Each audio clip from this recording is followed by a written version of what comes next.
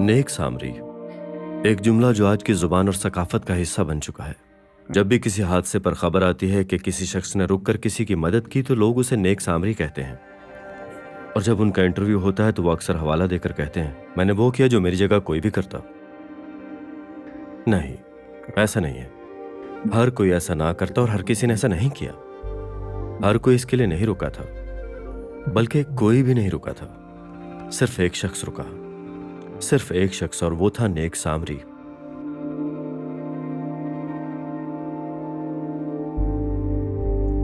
खुदा ताला इंसानों पर अपनी रहमत और फजल गैर मुतवक्के तरीकों से जाहिर करता है। वो हमारे मुखालिफ नहीं बल्कि हमारे साथ है।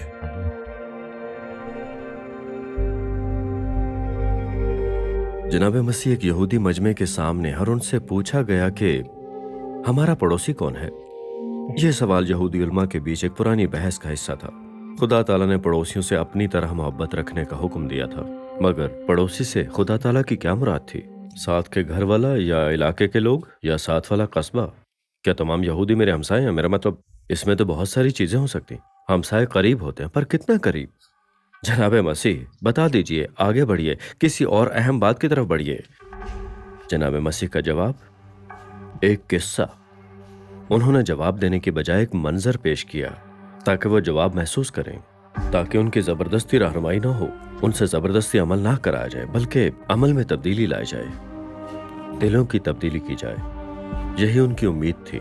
जनाब मसीह सबसे अजीम किस्सा गो थे, मगर इस कहानी का हीरो यहूदियों के लिए हीरो नहीं था। उनके लिए वो कोई खास आदमी नहीं था। वो एक समारी है। और मेरे दौर में अगर न्यूज मीडिया होता तो उसका इंटरव्यू भी ना कर रहा होता। यहूदी उनकी मौजूदगी तक तस्लीम ना करते। समारी गालिबन हमारे लिए पड़ोसी ना थे, हम यहूदियों के लिए वो बाहर के लोग हैं, ठुकराए गए, खुदा की नजर इनायत से दूर, किस्मत से महरूम लोग, बल्कि वो हमारे दुश्मन हैं। और वो पड़ोसी तो बिल्कुल नहीं है, वो हमारे करीब ही बसते हैं, हमारी सरहदों से जुड़े हुए लोग हैं। पता है उनका अकीदा क्या है? ये मैं सच पूछे तो कह भी नहीं सकता हूँ, पर समझ लें कि हम बहुत सारी नस्लों से एक दूसरे के दुश्मन हैं। शायद वो वाकया जो तकरीबन 100 बरस पहले पेश आया, एक यहूदी काहिन की क़यादत में लोगों के गिरोह ने तकरीबन सामरियों को खत्म कर दिया।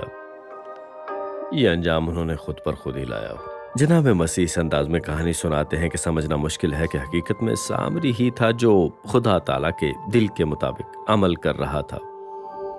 वही कहानी का वाहिद किरदार था जिसने खुदा ताला के तरीके पर अमल किया था। और बुरी बात, जी हाँ, बेइज्जती, तजलील कह लें, मुखालिफाना, ये रब्बी जनाब मसीह वो यकीनन हद अबूर कर रहे थे। इजाजत दीजिए कि मैं आपको ये कहानी दोबारा सुनाऊं। ये मैं तो उसको बयान भी नहीं कर सकता, मैं बस आपको ये कहानी सुनाता हूं। मंजर यरूशलेम से यरीहो जाने वाले रास्ते का है। ये पथरीला है, मुड़ा हुआ, खतरनाक रास्ता है, दो कस्बों को जोड़ने वाला वाहिद रास्ता जो यरीहो से यरूशलेम की तरफ तेजी से गिरता है। लोग यरूशलेम से यरीहो इसलिए जाते हैं कि बादशाह हेरोदिस का महल वहां पर है, जो कि उस जमाने का तिजारती मरकज है, और उन्हें यरीहो से यरूशलेम ऊपर जाना पड़ता था क्योंकि खाना खुदा यरूशलेम में था। और ये रास्ता बहुत ही बदनाम जमाना था, खतरनाक था, चोर और कातिल लोग, इस तरह के खतरात थे। एक यहूदी यरीहो से यरूशलेम जा रहा था कि रास्ते में उन्हें उन्हीं बदनाम जमाना डाकुओं ने लूट लिया।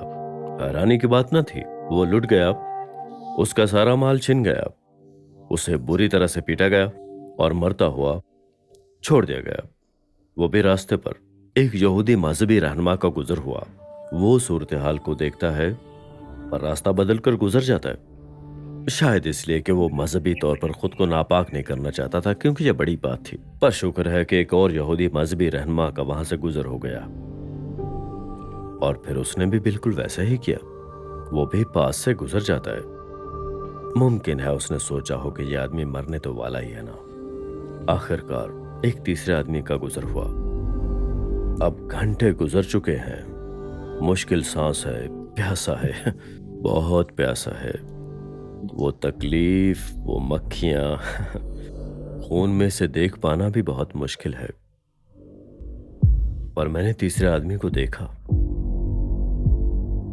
ओह मेरे खुदा, ये समारी क्यों है? इस मौके पर मुझे लगा कि मैं मरने ही वाला हूं।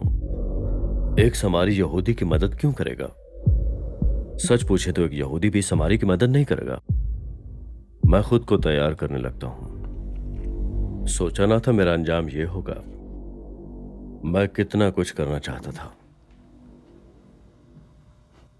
पर वो समारी अपने गधे से उतरता है और मेरे जख्मों की मरहम पट्टी करने लगता है। हालांकि मैं वाज़े तौर पर यहूदी था, और वो खून से लथपथ हो जाता है। उसे नापाक होने की कोई भी परवाह नहीं थी। एक जिंदगी खतरे में थी। उसने मुझे अपने गधे पर लादा, बड़ी एहतियात से, और मैं सवार था मगर वो चल रहा था। वो मुझे करीबी सराय ले गया और उसने सरायदार को पैसे भी अपनी जेब से दिए ताकि मेरा ख्याल रखा जाए। मैं नीम बेहोशी की हालत में हूं, पर मैंने उसे कहते सुना कि अगर मजीद खर्च की जरूरत पड़ी तो वो वापस आएगा और जितने पैसे लगे वो अदा भी करेगा। कहानी खत्म हुई और मजमा खामोश हो गया। एक सामरी जिसे हमारी कौम ने हमेशा दुत्कारा, उस कहानी का वाहिद किरदार निकला जो कि रास्तबाज था। उन तीनों में से वाहिद वो था जो खुदा ताला का पैरोकार था, जिसने रहम, फयाजी और इंसान दोस्ती की आला मिसाल कायम की। लोगों ने यही नतीजा निकाला, पर मैं ये नतीजा ना निकाल सका। मेरा दुश्मन मेरी सोच से भी ज्यादा मुझ पर रहम कर रहा था। जब मुझे शदीद जरूरत थी तो मेरे अपने यहूदी भाइयों ने मुझे मरने के लिए छोड़ दिया। मैं इस सब को कैसे हजम कर सकता, चाहे इसमें मजहबी नापाकी का कोई शायबा भी मौजूद था। पर मामले की हकीकत यह थी कि आखिर मैं जिंदा था। कहानी का मरकजी नुक्ता कि खुदा ताला की सखावत इंसान के फहम से कहीं बढ़कर है, पर बस सखावत ही नहीं, खुदा ताला खुद रास्तबाजी की कामिल मिसाल है। ये एक से दूसरे मफहूम की छलांग है, सखावत से लेकर रास्तबाजी तक। हमारे लिए नहीं, इब्रानी जुबान में रास्तबाजी का लफ्ज सदाका है, जिसका मतलब सही तरीके से जीना, खुदा ताला की मर्जी के मुताबिक कायम रहना है, यानी खुदा ताला की रजा के मुताबिक जिंदगी गुजारना। अब ये एक बहुत बड़ी बात है, खुदा ताला की राह पर चलना। अभी बात जारी है। इब्रानी जुबान में ये लफ्ज सदका अतियात देने या हिस्सा डालने का भी नाम है। ये खैरात है और ये समाजी इंसाफ भी है। ये किसी माल के तबादले या किसी अच्छे मकसद के लिए खर्च करने से कहीं ज्यादा है। ये माली मदद से बढ़कर वक्त, मेहनत और दानाई के अतिये तक जाता है, जो बहुत ज्यादा है। सदका का मतलब रिश्ते कायम करना है, ऐसे ताल्लुकात जो खुलूस और भलाई और नेक नीति पर मबनी हो।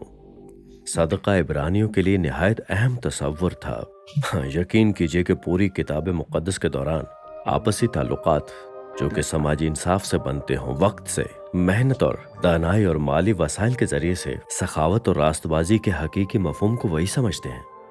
किताब मुक़द्दस में ये बारहा दिखाया गया है कि खुदा ताला कादिर मुतलक है, वही कामिल है, पर कामिलियत के बावजूद वो इंसानों के साथ सब्र और रहम करता है, और यही उसकी अजमत है। ये हकीकत हमें भी उस तर्ज अमल की तरफ बुलाती है।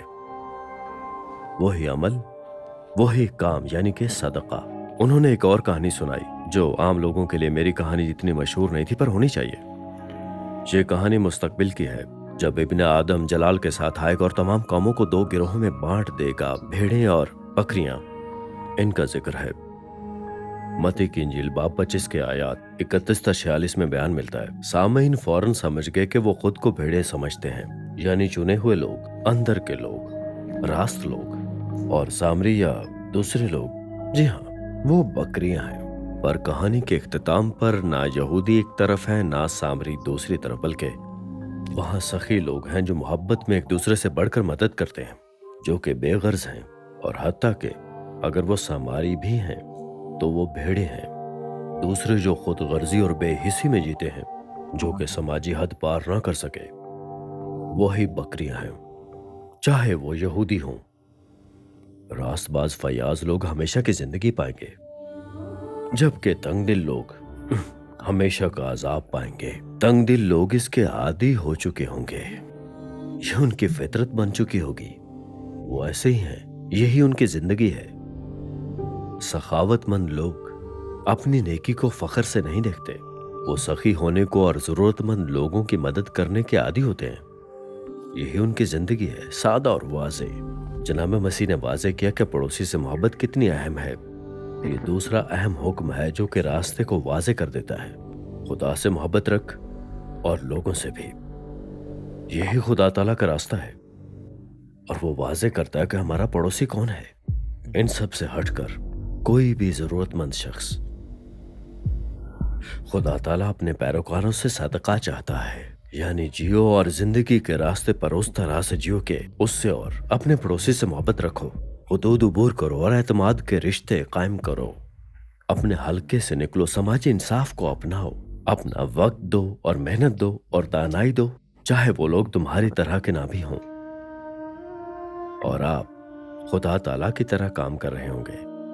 तुम्हारी सखावत तुम्हारी रोजमर्रा जिंदगी का हिस्सा बन जाएगी और आप अकेले बैठे हुए सोचेंगे, "आह, कोई भी ऐसा ही करता, मैं कोई खास आदमी तो नहीं।" जी हाँ, यही एक नेक सामरी की जुबान से निकला।